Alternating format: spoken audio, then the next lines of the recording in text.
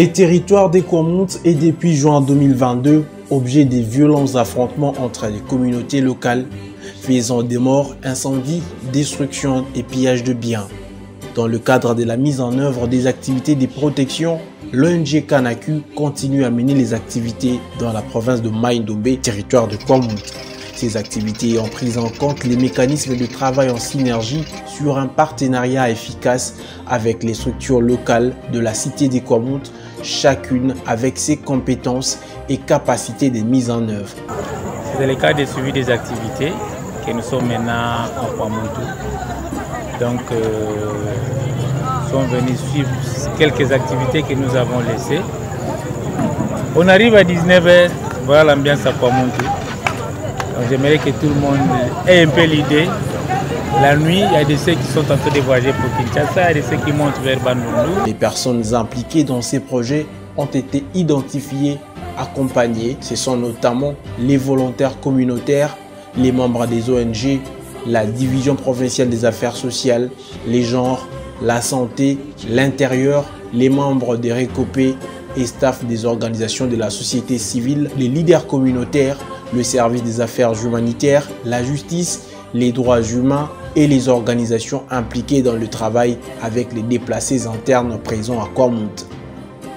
Un projet financé par UNICEF en vue d'identifier et documenter les enfants non accompagnés, faire la recherche des familles et la réunification familiale et assurer l'assistance individuelle et l'appui psychosocial aux enfants affectés par cette crise de Kwamont. Une attention particulière a été mise sur l'identification des enfants lors de retour de la population dans la cité de Kwamont et ses environs. Les activités dans les EAE fixes et mobiles en faveur des enfants affectés devraient profiter tant aux enfants non accompagnés qu'à ceux de la communauté. La protection UNICEF a appuyé en premier lieu une réponse urgente pour couvrir les besoins des Kwamont avec focus sur les MHPSS et les enfants non accompagnés pour assurer à la fois la réponse aux cas urgents des enfants non accompagnés et séparés, mais aussi en fonction de l'évolution du contexte, travailler sur une stratégie de sortie ou sur l'augmentation de capacité de réponse à l'urgence. Les bureaux de la division des affaires sociales à Kwamont a été renforcé pour le développement du travail social par la formation de 15 travailleurs parasociaux qui ont été sélectionnés parmi les RECO les plus engagés et actifs et autres agents sociaux pour l'appropriation du travail social et le renforcement de cas d'enfants confrontés aux problèmes de protection. Dans cet ordre d'idées et sous couvert de Kanaku, les contrats sociaux ont été signés pour la prise en charge médicale gratuite des enfants non accompagnés malades et ceux vulnérables remplissant les critères sur l'apprentissage professionnel de métier. Le service de l'état civil est également renforcé à travers ses documents de travail par la réhabilitation du cadre de travail et l'approvisionnement de quelques outils de travail. Il y a aussi le renforcement des acteurs sur la prévention de l'exploitation des abus sexuels avec l'installation des mécanismes de plainte sous la supervision des points focaux prévention contre l'exploitation et les abus sexuels et une coordination d'action avec d'autres partenaires sur terrain pour des actions en synergie. Ces programmes a veillé au principe de ne pas nuire d'UNOAM et inclut la protection du personnel des Kanaku et de bénéficiaires en respectant les dispositions pratiques recommandées tout en favorisant et maintenant un environnement protecteur. Des activités de redevabilité vis-à-vis des communautés et des autorités locales ont été une approche qui a permis de reconnaître que les personnes ciblées par cette intervention sont des détentrices des droits plutôt que des bénéficiaires passifs. Dans le cadre de la mobilisation des fonds, le représentant pays résident en RDC s'est rendu avec ses équipes à Kwamont, accompagné de l'équipe de OCHA pour se rendre compte de la situation et palper du doigt les réalités sur terrain. Il a visité les EAE, les familles d'accueil, les écoles détruites et transférées à Kwamont, la radio communautaire, l'hôpital général de référence, les ouvrages d'eau et autres infrastructures. Ses impressions étaient favorables et la voix de tout un peuple a été entendue auprès du gouvernement national, provincial et auprès des organismes internationaux. Et ça va nous faciliter de mieux comprendre les besoins. Et ça va nous aider pour que quand on rentre à Kinshasa, on est mieux doté, mieux équipé pour parler avec les autres partenaires et aussi avec les autorités du gouvernement national. Très content de ça.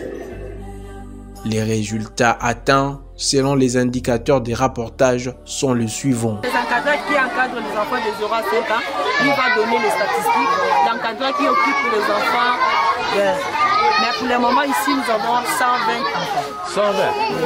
Les nombres des enfants non accompagnés, y compris ceux vivant avec handicap, identifiés et placés dans une prise en charge familiale transitoire ou une solution de remplacement appropriée, s'élève à 67, dont 39 filles, des 117 enfants bénéficiant de soutien en santé mentale et psychosociale, incluant l'accès à des espaces amis d'enfants et à immobiles, 2841 enfants, dont 1477 filles fréquentant des activités des espaces amis d'enfants, 13 enfants, y compris ceux vivant avec handicap non accompagnés, identifiés et documentés, 16 enfants sortis des milices identifiés, 160 enfants, dont 89 filles, ont été prises en charge en soins médicaux dans l'hôpital général et les centres de santé, 2008 personnes sensibilisées sur la prévention de l'exploitation sur les abus sexuels et le risque de séparation familiale, 150 personnes formées en prévention de l'exploitation et des abus sexuels, 2008 personnes sensibilisées sur la présentation et exploitation sur les abus sexuels et le risque de séparation familiale, 150 personnes formées en prévention de l'exploitation et des abus sexuels, 12 activités de redevabilité des préventions de l'exploitation et des abus sexuels, risque de violences basées sur les genres mises en place dans le programme de protection de l'enfant, 741 actes de naissance délivrés, 97 cas de suivi par le travailleur parasociaux formé,